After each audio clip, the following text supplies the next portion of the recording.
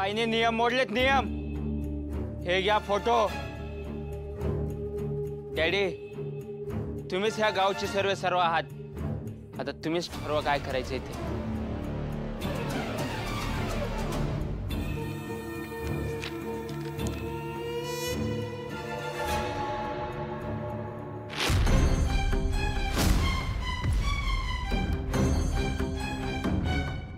आशाबाई, तुमच्याकडनं या अपेक्षा नव्हती।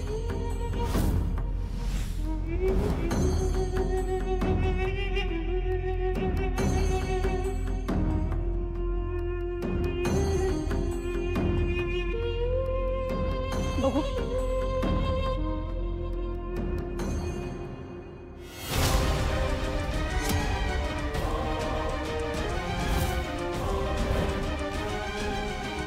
आशाबाई, तुम्ही गावातल्या माणसानं एक वेळ फासवा।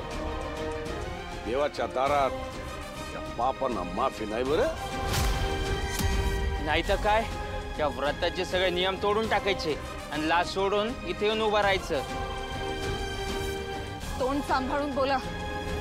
हो, निदान हे सगळं काय आहे हे जाणून घ्यायचा प्रयत्न तरी करा ना। मी सांगते हे काय ते।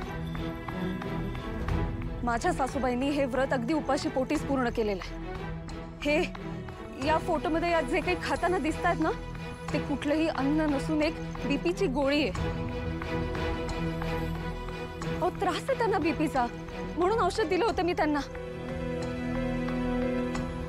तुम्हाला सगळ्यांनाही माहिती आहे हा डोंगर चढणं किती कठीण आहे ते।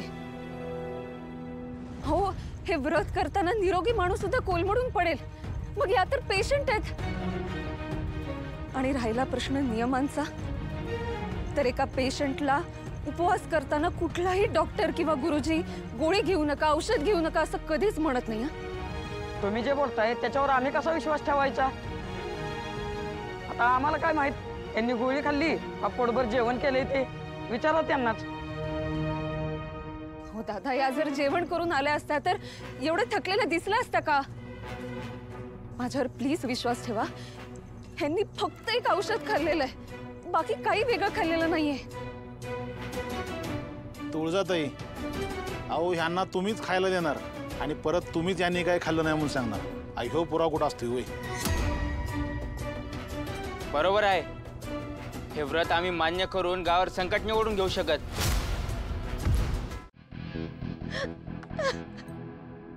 मंडळी, तुम्हाला तर माहिती आहे व्रत लय कठीण आहे। सहजासहजी ते कोणी करतच नाही वा। तरी बी आपल्या आशाबाईंनी ते व्रत केलं असतं, आपल्या गावाची भरभराट झाली असते। मग काय त्यांना अवदसा आठवली, परत त्यांनी आपल्या गावाशी बेईमानी केली। आज त्यांची इच्छा, पण त्यांनी हे जे काय केलेलं आहे त्याबद्दल हवं तर मी तुमच्या हात जोडून माफी मागतो। मी कायच बेईमानी केलेली नाहीये।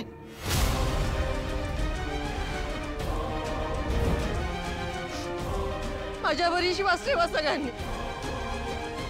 मी आधी पण कायच चुकीचं केलेलं नाही आणि आता पण।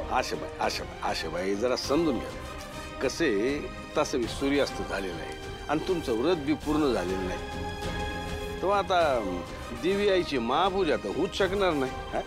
तेव्हा जाऊया आपण आपापल्या घरी जाऊया सगळं। हा, चाल।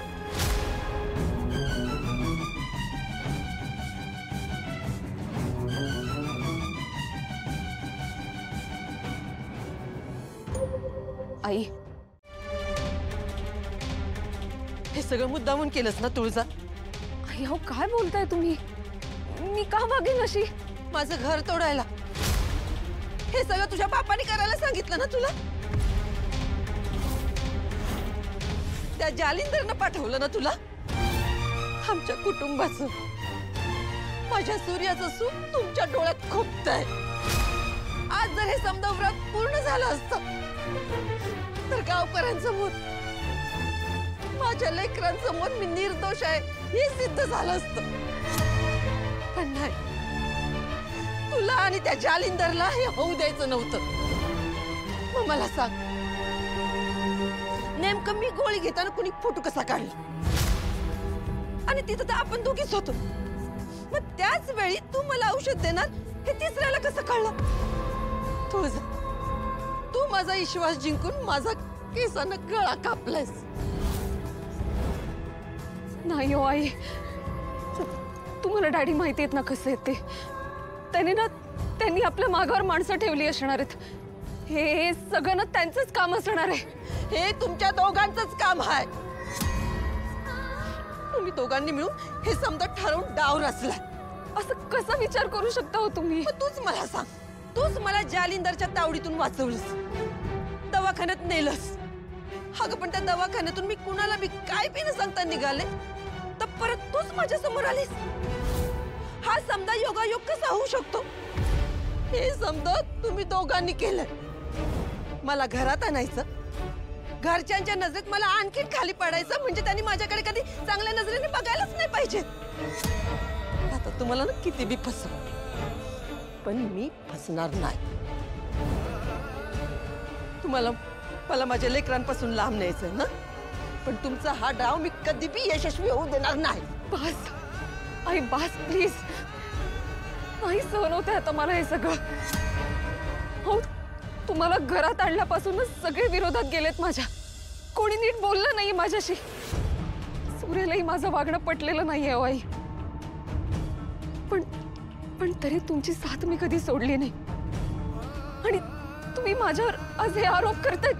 नाही नाही, आता काय बी बोलू नको. मी तुझ्या कुठल्याच गोष्टीवर विश्वास ठेवणार नाही, आणि जालिंदरच्या घरातल्या माणसावर तर नाहीच नाही.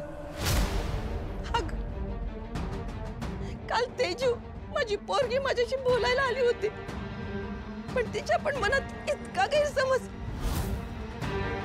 मी जॉब करत होते म्हणून, नाहीतर मला तिच्याशी खूप बोलायचं होतं. तू तिथे होतीस ना, मग का नाही समजवलंस?